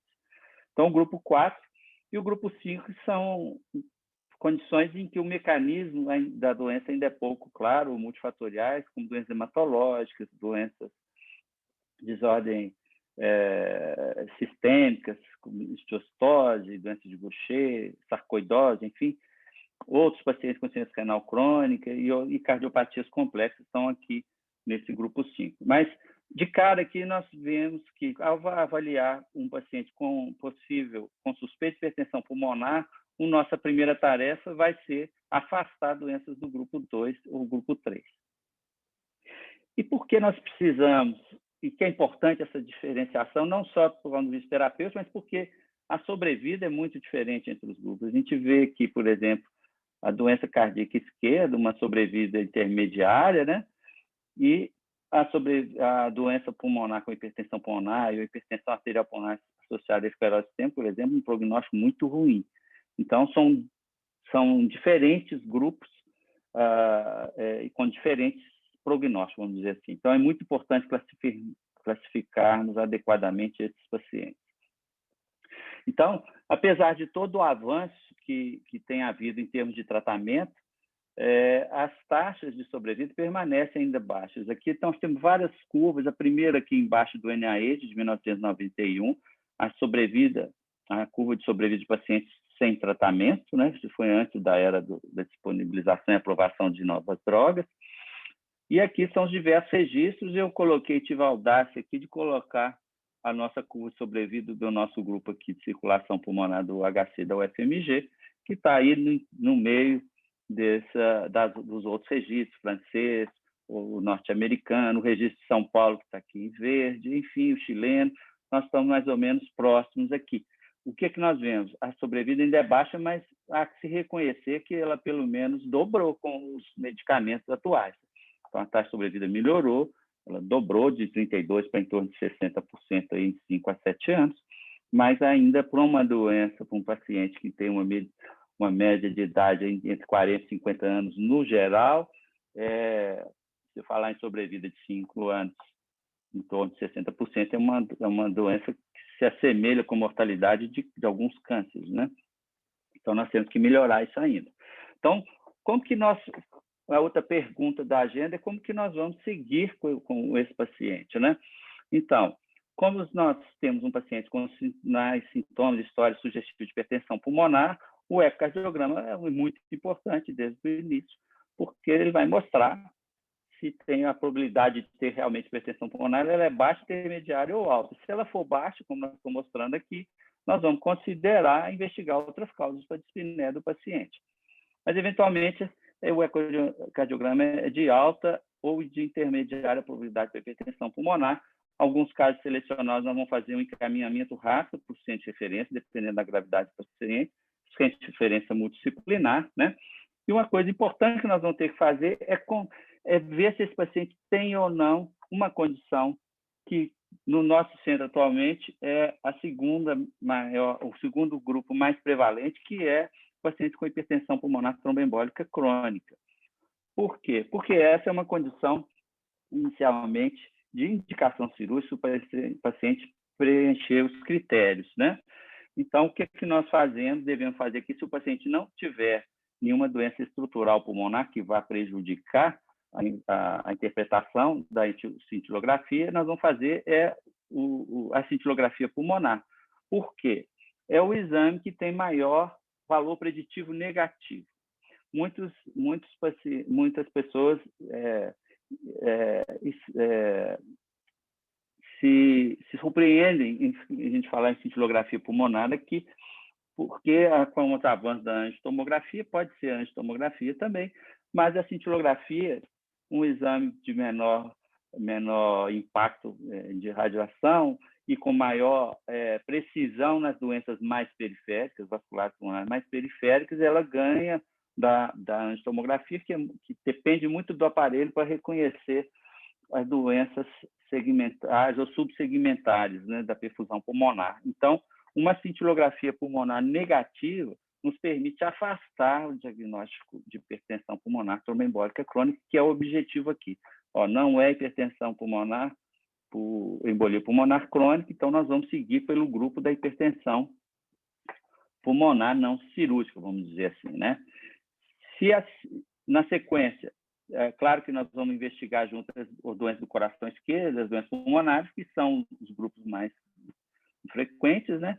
Esse paciente não tem doença cardíaca pulmonar ou pulmonar significativa, ele vai ser avaliado com relação ao tratamento. Em geral, no centro de referência, em que nós contamos nessa avaliação aqui com todos os especialistas, e por causa das especificidades, né? Nós vamos ter causas raras de hipertensão pulmonar, outras mais comuns, enfim, identificar os riscos e estratificar o paciente para o tratamento. Bom, então, nos passos iniciais, como que nós temos avaliado o paciente com relação à doença do grupo 3? O grupo 3 é o da hipertensão pulmonar devido à doença pulmonar crônica. Então, em princípio, nós não vamos fazer o cateterismo cardíaco direito de início, né? Então, nós vamos avaliar o paciente com relação à função pulmonar. O paciente que tem doença pulmonar limitada é aquele que o VF1, quer dizer, é maior que 60%, ou na doença restritiva o CVF é maior que 70%. As alterações na tomografia de alta resolução são mínimas. Então, esse paciente, ainda que ele possa ter algum comprometimento pulmonar, ele é limitado e não explica a hipertensão pulmonar dele. Então, esse paciente a gente avalia como um candidato a ser o paciente de hipertensão arterial pulmonar do grupo 1, ele vai para o cateterismo cardíaco direito, confirmando, ele entra no algoritmo de tratamento. Agora, nós temos os grupos mais desafiadores, que é pacientes intermediários ou mais graves. Doença pulmonar acentuada, por exemplo, F1 menor que 60, na obstrução, ou na doença restritiva, a capacidade de estar forçada menor que 70%, com alterações parenquimactose marcantes, enfim, é um paciente provavelmente mesmo do grupo 3. Aqui, o ideal é ele referenciar mesmo para o serviço de pneumologia com expertise em HP, porque nós vamos selecionar pacientes para alguma forma. Nós vamos classificar com hipertensão leve a moderada, que em geral não está indicado tratamento com drogas específicas, ou hipertensão pulmonar grave associada a esse grupo de alterações funcionais, que eventualmente entra num registro, num ensaio clínico para o tratamento específico. Em geral, sensu lato, para o grupo 3 não estaria indicado a medicação específica, porque na maior parte de ensaios até hoje eles foram negativos, né? Inclusive alguns interrompidos precocemente, porque a vasodilatação pulmonar com doença estrutural leva ao agravamento da hipoxemia. Mas existem casos intermediários que eu vou mostrar, inclusive um aqui, que no centro é avaliado com mais individualidade, vamos dizer assim. Agora, o outro grupo, que eu não vou me estender muito, é justamente o paciente com hipertensão pulmonar com doença cardíaca esquerda, né? Então, essa avaliação ela é feita como se faz para avaliação de pacientes com IC com fração de ejeção preservada. A gente avalia o risco desse paciente, a probabilidade dele ter uma hipertensão pulmonar do grupo 2, baseada na presença desses fatores de risco. Então, a gente chama que o paciente tem alta probabilidade, quando ele é mais velho, tem mais de 2 fatores entre obesidade, hipertensão, dislipidemia, diabetes, se já fez intervenção cardíaca prévia, se tem fibrilação atrial, se tem doença cardíaca estrutural, enfim, esse é um paciente que provavelmente é o doente do grupo 2, que também não se beneficia do tratamento vasodilatador pulmonar e antiproliferativo. Os pacientes do grupo intermediário, ele tem 1 ou 2 daqueles fatores, né, não mais que 2, e alguns sinais de uma doença cardíaca esquerda, talvez mais leve. E o paciente com baixa probabilidade de que a hipertensão pulmonar dele seja devido à doença do coração esquerdo são os pacientes mais jovens, que não têm nenhum fator de risco clínico, obesidade, hipertensão, enfim, não teve intervenção cardíaca prévia, não tem fibrilação, não tem doença estrutural vista ao eco, que o eletro é normal, ou tem só sinais de sobrecarga ventricular direita por causa da HP, enfim, o ato esquerdo é normal, enfim, não aponta para essa doença do coração esquerdo, e eventualmente a hipertensão pulmonar dele é do grupo 1 mesmo. Como que a diretriz recomenda a avaliação dos pacientes com probabilidade pré-teste de insuficiência cardíaca com fração de ejeção preservada? Ora, se o paciente é de alta probabilidade, como nós vimos no slide anterior, ele vai receber o manejo da insuficiência cardíaca dele. Pacientes com probabilidade pré-teste intermediária, se o VD é normal, provavelmente não vão ter nenhum problema, que o cateterismo direito vai ser feito em caso selecionado. Mas se ele tem um VD anormal, ao eco, ao eletro, o cateterismo direito vai ser indicado, porque eu preciso saber se a doença dele é da esquerda ou da direita. E aí faz o cateterismo direito. Uma coisa importante que a gente tem discutido e que a diretriz recomenda é fazer uma avaliação durante o exame em relação à pressão de oclusão de artéria pulmonar. A gente sabe que para classificar como grupo 2, a pressão de oclusão tem que estar maior do que 15, mas se esse paciente tem uma probabilidade clínica baixa para o grupo 2, ele vai, provável que ele quer dizer, tem uma probabilidade clínica baixa, mas a pressão de oclusão está maior do que 15, considerar fazer a medida direta da PD2 do ventrículo esquerdo, né? O paciente que tem probabilidade intermediária ou alta e já com a pressão de oclusão maior ou igual a 15, seria confirmação da doença cardíaca esquerda. E pacientes que estão com pressão de oclusão entre 13 e 15, então, ou seja, está menor ou igual a 15, a probabilidade clínica baixa, então hipertensão pré-capilar. Se a probabilidade intermediária ou alta, a insuficiência cardíaca de fração de ejeção preservada não pode ser excluída. Nesse caso aqui, deve fazer teste volêmico ou outros testes. Os hemodinamicistas hoje que lidam com hipertensão pulmonar têm preferido, muitas das vezes, já fazer direto a PD2 do VE, porque o exame é feito com duplo catéter, um na aorta e outro na artéria pulmonar. Mas, enfim, é muito importante que esse exame seja feito em base em raciocínio do que está sendo encontrado. Tem uma série de, como você sabe, de procedimentos a serem feitos em relação ao zero, da linha do zero para fazer a pressão de oclusão, a pressão capilar pulmonar, enfim, tem uma série de coisas de interpretação para fazer algum procedimento e definir o caso para o seu diagnóstico mais apropriado possível.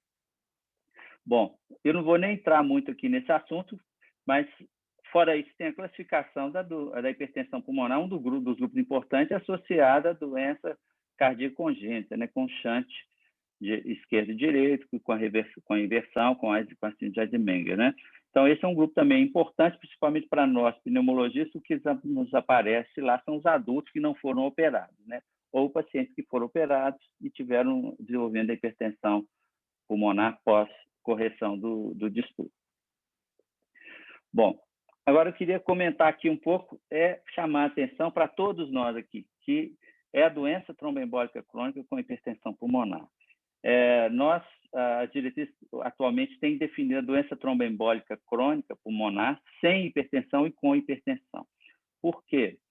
Porque boa parte dos pacientes que tiveram embolia pulmonar persistem com déficit na cintilografia pulmonar ou na angiotomografia. Esse estudo aqui é de 2006, vocês vejam em torno aí de 50 e poucos por cento dos pacientes em 12 meses, eles, ainda que não tenham hipertensão pulmonar, ficaram com um déficit residual que não significa doença, né? Então, hoje, a gente chama, até brinco muito com os residentes, falo com eles, nós vamos evitar de falar TEP prévio, né? TEP prévio é uma história de embolia pulmonar prévia. Nós temos que saber se o paciente tem doença tromboembólica crônica não hipertensiva ou doença tromboembólica crônica com hipertensão, ou seja, o grupo 4, hipertensão pulmonar tromboembólica crônica. Então, esses déficits são frequentes sem doença. Mas na hipertensão pulmonar, tem dois mecanismos importantes aqui envolvidos na gênese da hipertensão pulmonar, que é uma devida ao leito obstruído, que é um leito vascular de baixo fluxo e baixa pressão, e uma doença periférica decorrente do alto fluxo e alta pressão na circulação pulmonar pelo desvio do débito cardíaco direito para esses vasos não obstruídos. Essas lesões aqui arteriolares pulmonares por causa do alto fluxo são muito semelhantes àquelas que nós observamos na hipertensão arterial pulmonar idiopática. Então, nós temos dois tipos de problemas aqui. Então, na hipertensão tromboembólica crônica, o que nós vemos é uma organização importante do trombo. O trombo ele é incorporado à parede, né, do vaso, que vocês veem aqui. Ela é recoberta pelo endotélio, é um trombo organizado, né?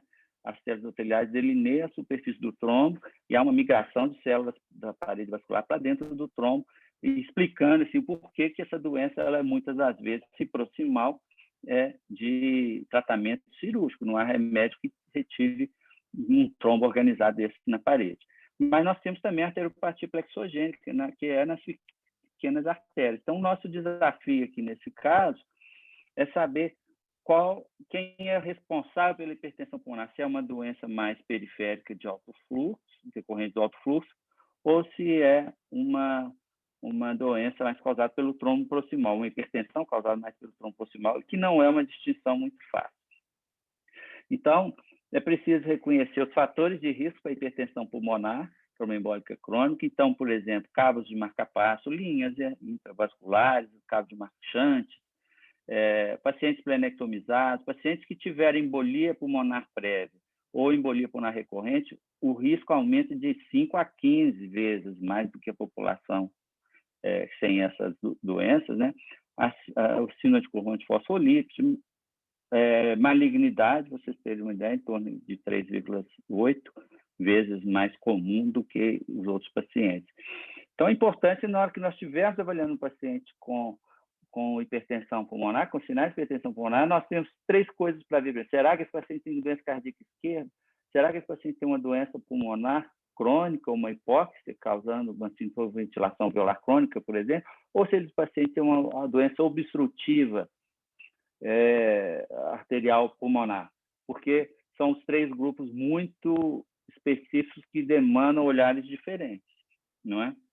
Então, aqui mostrando que a cintilografia, nós vemos aqui em vermelho que os déficits, a definição da hipertensão pulmonar tromboembólica crônica, o paciente tem que ter, obviamente, a hipertensão pulmonar, ele tem que ter pelo menos um déficit segmentar não casado na cintilografia, e tem que ter sofrido um tratamento, ter se submetido a um tratamento regular de embolia pulmonar para mostrar que é uma hipertensão persistente, de pelo menos 3 meses, né? Então, aqui a gente vê vários déficits segmentares, periféricos, não casados com a ventilação. Então, é o melhor exame para afastar o diagnóstico de embolia pulmonar crônica. Aqui, obviamente, na sequência do paciente, como que nós vamos prosseguir com esses pacientes? Nós precisamos saber, mostrar os trombos, porque a angiotomografia de tórax, ela mostra se o trombo é agudo ou crônico e se há já as alterações clássicas de uma doença crônica. Então, por exemplo, o trombo na hipertensão pulmonar tromboembólica crônica, ele é um trombo periférico, aderido à parede, como está aqui, esse é um caso do nosso serviço aqui. Não é um trombo solto dentro da luz, eu até tinha um slide que eu tirei, que a aula estava ficando grande. A gente tem bandas endovasculares, que vocês estão vendo aqui, e aumento das câmaras direitas em relação às esquerdas, quer dizer, é uma doença de progressão, é uma doença crônica que evoluiu com sobrecarga do ventrículo direito do lado direito, de maneiras a aumentar progressivamente essa câmara, né? É muito difícil explicar um paciente com embolia pulmonar aguda com esses sinais. Eventualmente, o paciente com hipertensão tromboembólica crônica, ele reemboliza, ele pode reembolizar frequentemente ser encontrado na cirurgia. Mas é muito importante a angiotomografia a gente perceber, porque o paciente, às vezes, ele não teve... 30% dos pacientes com hipertensão tromboembólica crônica, eles não tiveram um diagnóstico prévio de embolia pulmonar aguda. Foi uma doença silenciosa que evoluiu, chega no pronto-socorro num grau, às vezes, de dispneia, porque ele já está com sinais de insuficiência cardíaca direita, e faz a angio-TC. Se o radiologista falar embolia pulmonar, nós vamos tratar e temos que tratar, obviamente, mas temos que reconhecer que ele já tem uma doença que vai precisar de um outro manejo. Então, é preciso os médicos que estão na emergência saberem disso e avaliarem a tomografia. Então, esses são sinais de cronicidade, atenuação em mosaico, então já tem um desvio, tem uma obstrução onde está pretinho, então o fluxo nessa área mais enegrecida está menor, e há um desvio para áreas que estão melhor vascularizadas, as artérias são inclusive mais dilatadas do que aqui embaixo, de forma que o anormal aqui é o preto, e não pensar que isso aqui é vidro fosco, que a gente vê às vezes na emergência. A gente vê dilatação das artérias brônquicas, porque há um desvio, um fluxo sistêmico, ele tenta suprir a circulação pulmonar obstruída. Enfim, são sinais tomográficos muito importantes. E aqui, essa é uma situação em que a gente voltou a usar a angiografia pulmonar, como no passado, antes de ter a tomografia, porque a angiografia pulmonar ela é muito importante. Esse aqui, à direita, é um caso nosso, em que a gente vê obstruções segmentares e subsegmentares, nesse caso aqui, passíveis de tratamento por angioplastia, e me dá uma noção do leito vascular periférico, que muitas vezes está reduzido, sem lesões proximais. Então, aqui, por exemplo, à esquerda aqui do slide, nós não estamos vendo lesões muito proximais, estamos vendo uma arteriopatia periférica muito significativa, que não está ocorrendo essa fase de enchimento, essa névoazinha que mostra que os capilares foram preenchidos, né? O fluxo está adequado. Aqui não. À esquerda, nós temos uma arteriopatia periférica muito significativa, e que, se eu pensar aqui, eu não tenho como operar esse caso, porque não tem lesão proximal, não consigo operar arteríola, né? Claro que essa é uma doença que o tratamento de eleição, se proximal, é a tromboendarterectomia. Então, vocês veem aqui, o cirurgião ele disseca o endotélio e vai retirando o molde. Você vê que é um tecido mesmo, não é trombo. Eventualmente tem trombo agudo aqui, se vocês estão vendo aqui vermelho, mas a doença em si, ela é um endotélio todo alterado, com um trombo organizado, feito em tecido mesmo, em molde da circulação direita, e a esquerda dessa paciente está curada com a cirurgia, ela não tem hipertensão pulmonar mais. Agora, uma novidade que tem acontecido, que nós estamos até fazendo aqui no Hospital das Clínicas, é a angioplastia pulmonar, nosso hemodinamicista tem feito.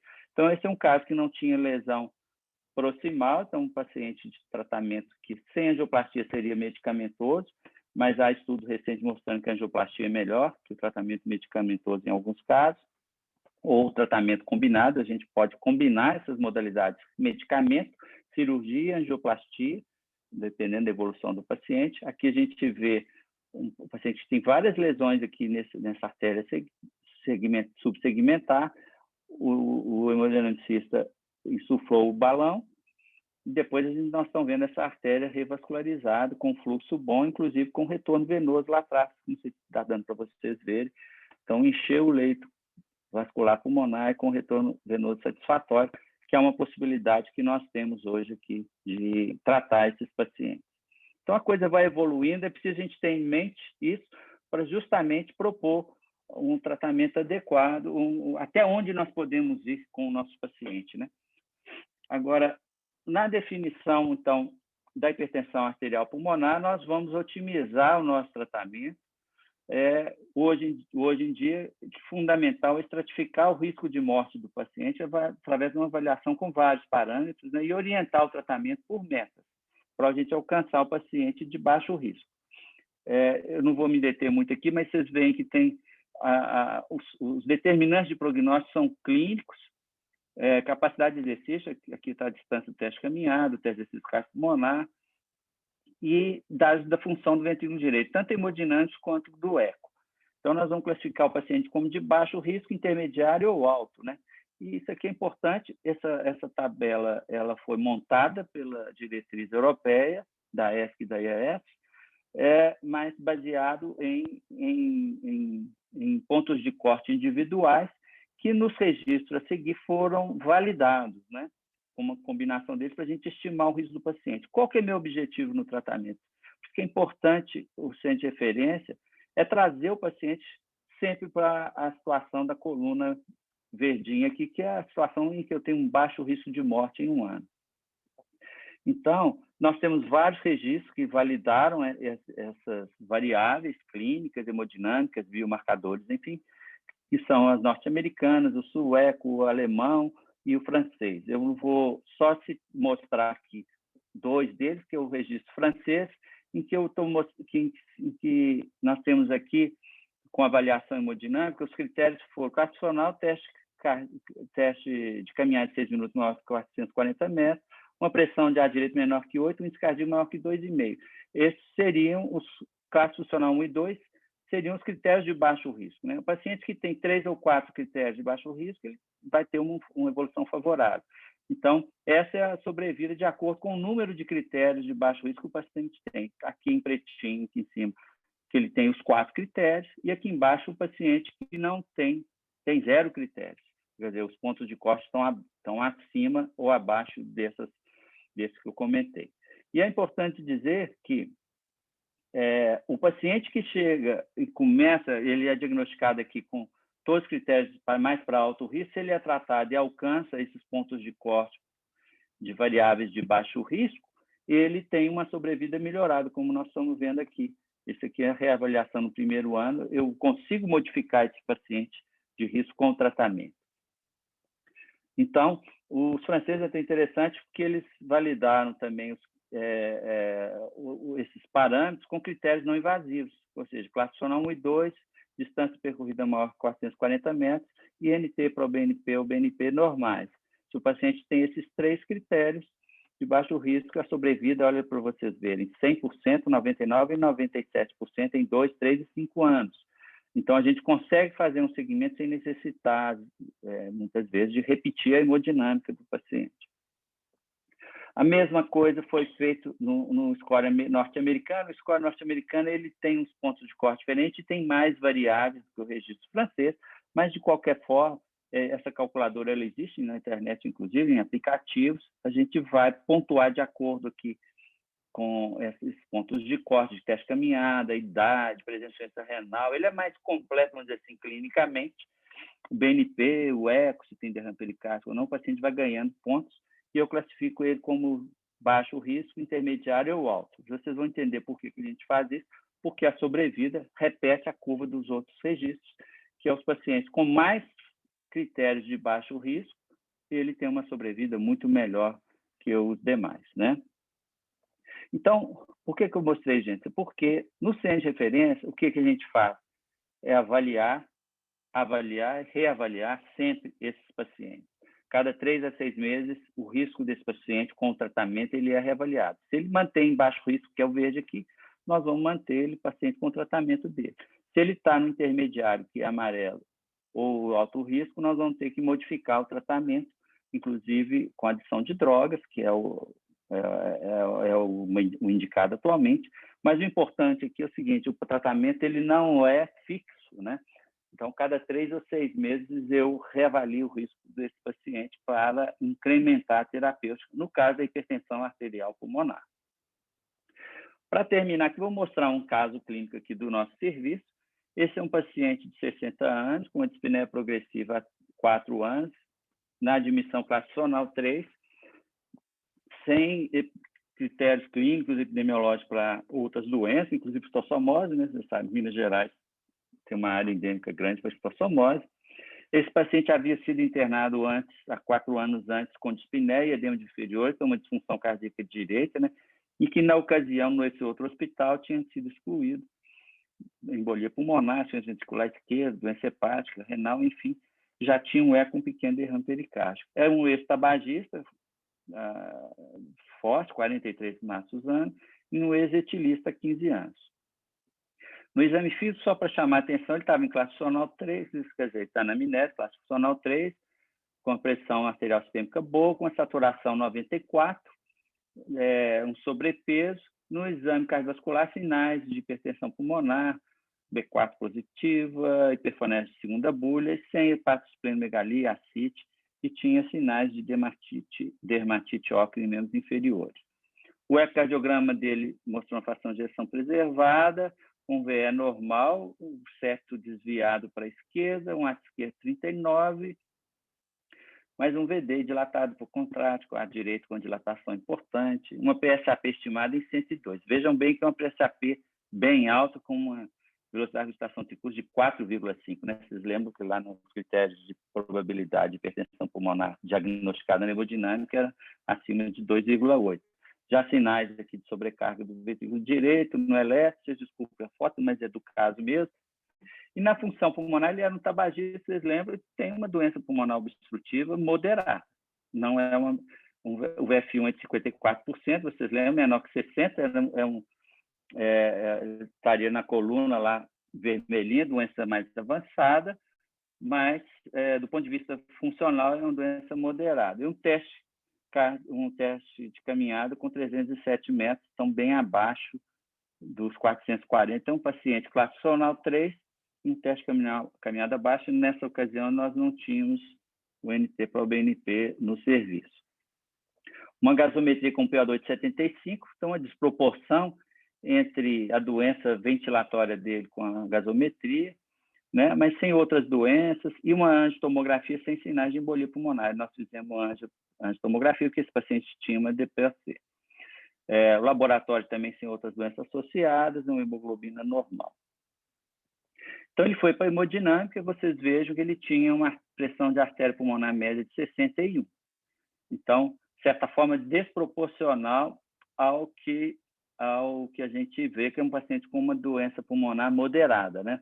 A gente sabe que esse nível de hipertensão pode acontecer em pacientes com DPOC, mas em torno de 4% dos pacientes. O mais comum fica ali entre 40%, próximo de 40%, menos que 50%, na média do paciente com DPOC avançado. Esse aqui estava 61, com índice cardíaco de 1,98, né? O PD2 do VE de 9, uma resistência aí vascular pulmonar de 15, né? De um índice de 26.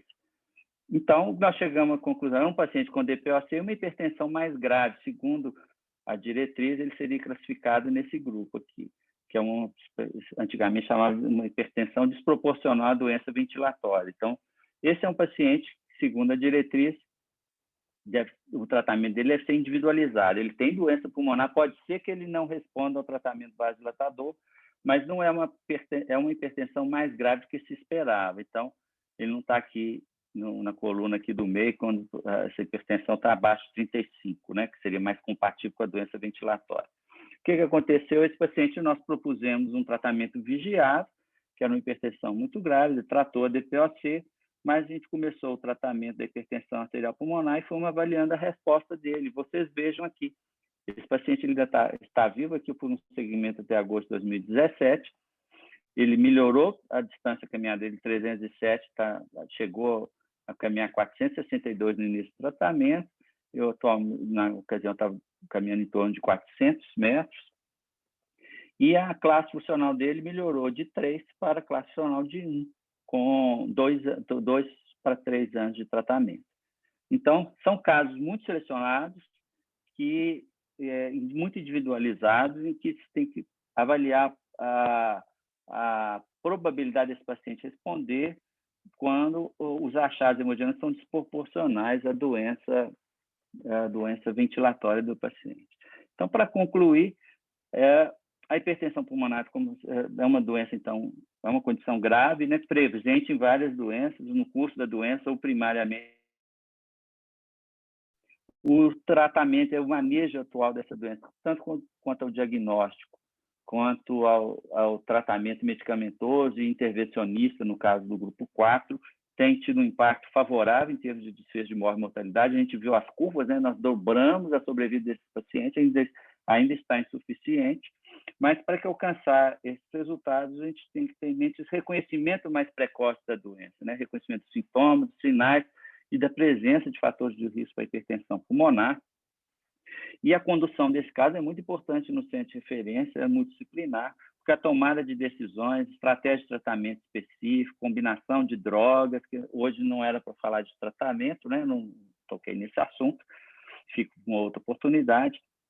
A condução também do tratamento da doença associada, vocês viram a doença cardíaca esquerda e a doença pulmonar são muito prevalentes também, e, eventualmente, procedimentos paliativos e até transplante de pulmão em alguns casos, em alguns centros, não é a nossa realidade aqui em Belo Horizonte. Bom, eu queria agradecer a oportunidade, desculpa pelo avançado do horário, vou ficar aqui à disposição de vocês para algum comentário que vocês queiram fazer, experiência de vocês, eu fico aqui disponível para a gente discutir alguma coisa a respeito aí da hipertensão pulmonar. Muito obrigado. Muito obrigado, doutor Ricardo, pela exposição bastante completa. Tem duas perguntas aqui do doutor Marcelo Bandeira, da UFRJ. Ele acha que valeria a pena comentar a adequação de terapias específicas para quem tem hipertensão pulmonar do grupo 2. Qual seria a sua opinião a respeito? Então, o que a gente tem feito assim, a resposta do paciente que tem do grupo 2, na literatura, ela não é boa com tratamento específico, né? O que a gente tem que avaliar ali é a proporcionalidade, né? Os casos que eu tenho desse grupo, por exemplo, insuficiência cardíaca com fração de ejeção preservada, não significa que esse paciente não possa ter um componente pré-capilar, então tem que avaliar o gradiente diastólico, é uma discussão muito grande junto com o hemodinamicista, se o componente pré-capilar ele é significativo ou não. Tem alguns casos que eu tratei, alguns que não deram certo, tem um ou outros que foi com mais sucesso, mas o que a gente usa muito na discussão multidisciplinar com o hemodinamicista, o cardiologista, as características hemodinâmicas do paciente nesse grupo, que é um grupo crescente. O que a gente tem visto na literatura é que a média de idade dos pacientes com hipertensão pulmonar, hipertensão arterial pulmonar, tem aumentado, e muitos desses pacientes obesos têm hipertensão sistêmica também, então uma combinação de tratamento, de condições, ela é possível, sim. Uma outra pergunta do Dr. Marcelo é a respeito do uso dos novos anticoagulantes na hipertensão pulmonar, no caso de hipertensão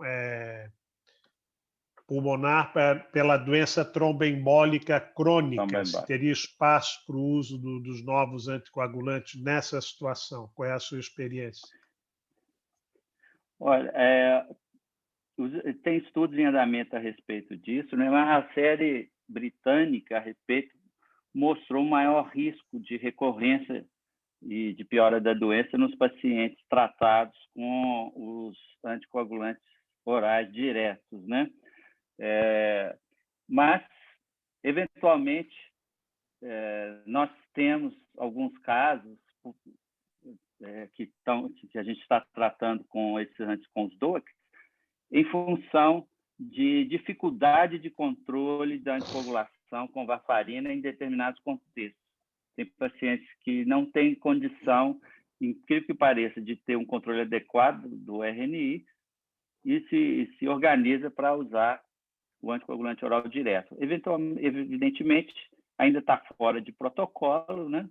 Mas o espaço ele é crescente. O problema é a recorrência de sangramentos e de piora da doença, principalmente de sangramento nos pacientes com os DOACs, nesse grupo de pacientes. O espaço taxa crescente. Nós temos alguns casos, muitos dos centros de referências têm, em função mesmo da dificuldade de controle da anticoagulação efetiva com os cumarínicos e a varfarina. Ok, muito obrigado, doutor Ricardo. Ótima exposição.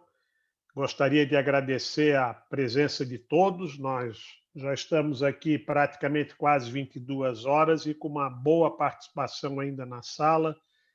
Fica o convite para a próxima atividade da SBC no mês de junho. E lembrando mais uma vez o que o doutor Guilherme Fialho já colocou, para se inscreverem no Congresso Catarinense de Cardiologia, que será nos dias 30 e 31 de julho, né? Terá o congresso ao vivo e também aulas on demand no congresso, fica o convite a todos. Obrigado e boa noite a todos. Boa noite. Eu que agradeço, Jamil, agradeço pela oportunidade de estar aqui com vocês e a Baia pelo convite. Um abraço a todos e bom congresso.